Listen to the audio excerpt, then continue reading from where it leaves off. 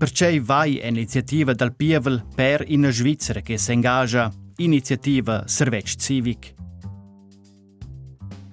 L'obbligazione de far servetsch in Svizzera obbligesce tutti els umens svizzers da prestare in servetsch in l'armada o in la protezione civile. Ils commembers della protezione civile proteggen e sostengono la popolazione, per esempio in caso di catastrofe, in situazioni d'urgenza ed in conflitti armati.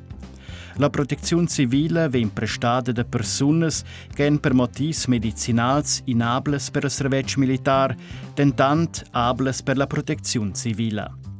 Chi che ha per motivi di coscienza bec prestare in servizio nell'armata o nella protezione civile può fare servizio civile. Quel consiste da lavoro d'utilità pubblica, per esempio in casa di persone attempate. Durant lur servizio ottengono le persone vinavant in una parte della loro paia, quai nomnins la compensazione dal guadagno. Umens svizzers che ne prestano in somma a gin servizio ston paiar in una taxa da compensazione.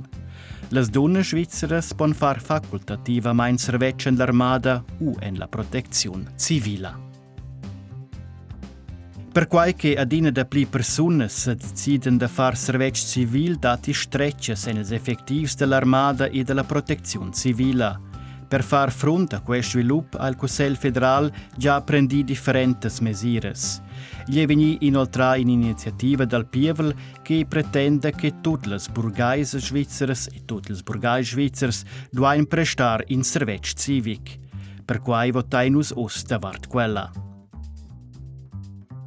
Cessa mi das, se l'iniziativa viene approvata, stanno tutte le burgheise svizzere e tutti i burghesi svizzeri prestare in servizio civic. L'obbligazione di far servizio vale de nuovo era per le donne.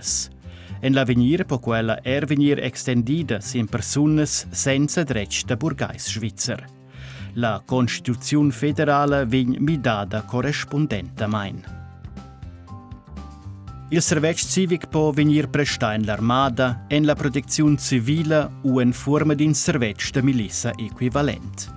Il Parlamento decide che vale il servizio di milizia equivalente. Possibile sono, per esempio, engagiamenti nella prevenzione di catastrofe o nell'assistenza. La Confederazione decide quando auta che la compensazione del guadagno.